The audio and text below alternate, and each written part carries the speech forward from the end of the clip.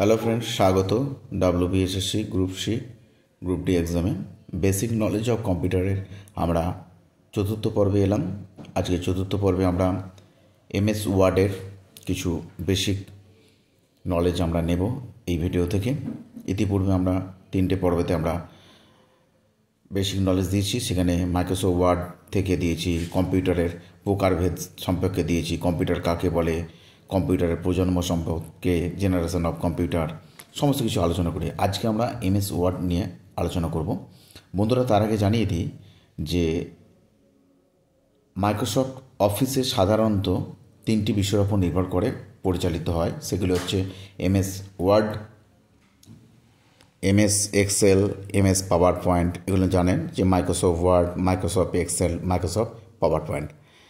আজকে আমরা MS ওয়ার্ডের নিয়ে বেসিক নলেজ যা আছে এখান থেকে MS ওয়ার্ডের শর্টকাট কিজগুলোর ব্যবহার আমরা জানব। একটু বলে রাখি যে MS ওয়ার্ড হলো একটি word processing package program. MS ওয়ার্ড প্রথম সংস্করণ বা প্রচলন করেছিলেন চার্লেস সিমনি এবং রিচার্ড বর্ডেই 1990 সালে। 1990 সালে MS ওয়ার্ডকে কার্যগতভাবে মানুষ ব্যবহার করতে শুরু করে। এই আজকের পর্বে দেখে নেব সেই গুরুত্বপূর্ণ প্রশ্নগুলি। বন্ধুরা, আজকের প্রথম প্রশ্ন হলো MS ওয়ার্ডের টুলবারে সবথেকে ছোট এবং সবথেকে বড় ফন্ট সাইজ কত? সেটা প্রত্যেকেই জানেন। সবথেকে ছোট সাইজ হচ্ছে 8 এবং সবথেকে বড় ফন্ট সাইজ হচ্ছে 72 মানে 72। পরবর্তী প্রশ্ন চলে যায়, MS ওয়ার্ড সবথেকে কম রোজ এবং কলামস এর সংখ্যা কত? সেটা প্রত্যেকে জানেন, যথাক্রমে 1 একটি এবং কলামরাও কিন্তু একটি। চলে যাব পরের প্রশ্ন, খুব গুরুত্বপূর্ণ প্রশ্ন। MS ওয়ার্ডের ক্ষেত্রে সবথেকে বেশি রজ এর সংখ্যা কত? সেটা প্রত্যেকেই জানেন, সেটা হচ্ছে 32,767টি। মনে রাখবেন কিন্তু বন্ধুরা এটা। চলে এলাম পরের প্রশ্ন, MS ওয়ার্ডের ক্ষেত্রে টেবিলের সাহায্যে সবথেকে বেশি কত কলামসের ব্যবহার করা যায়? সেটা মনে হয় 63। চলে যাব আমরা পরবর্তী প্রশ্নে। চলে এলাম বন্ধুরা আমরা পরবর্তী প্রশ্নে।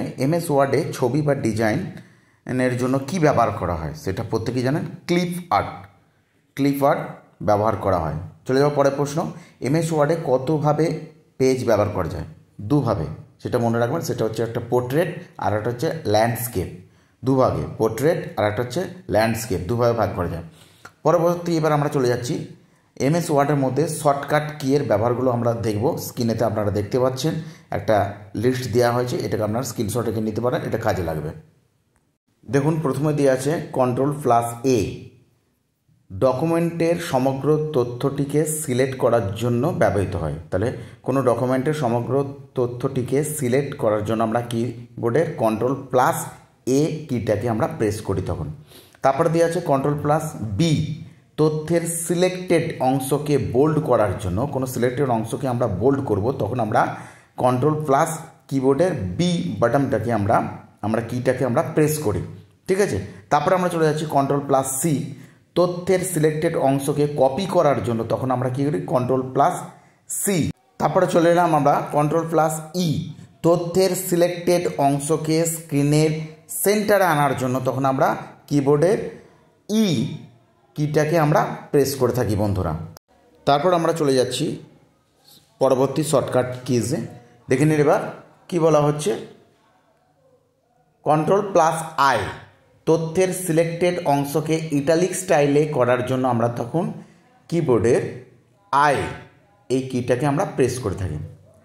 তারপরে বন্ধু Ctrl+J ব্যবহৃত তথ্যের সিলেক্টেড টেক্সট অথবা লাইনকে স্ক্রিনের মধ্যে জাস্টিফাই করার জন্য ব্যবহৃত হয় আমাদের Ctrl+J।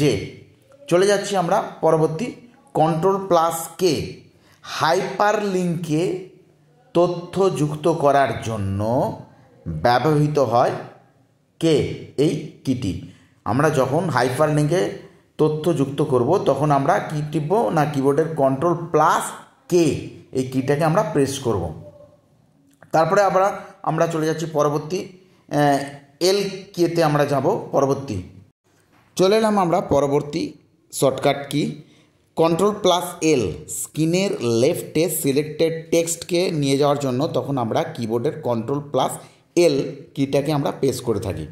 চলে যাচ্ছি পরবর্তী, control plus M indent the paragraph এর জন্য ব্যবহার করা হয়ে থাকে কন্ট্রোল প্লাস এম। তখন আমরা কি করি, ওই কিবোর্ডের কন্ট্রোল প্লাস এম এই কিটাকে আমরা প্রেস করে থাকি বন্ধুরা। আজ তাহলে এই পর্যন্তই বন্ধুরা, ভালো থাকুন, সুস্থ থাকুন। পরবর্তী ভিডিওতে আবার গুরুত্বপূর্ণ তথ্য নিয়ে আলোচনা করব আমরা। ধন্যবাদ।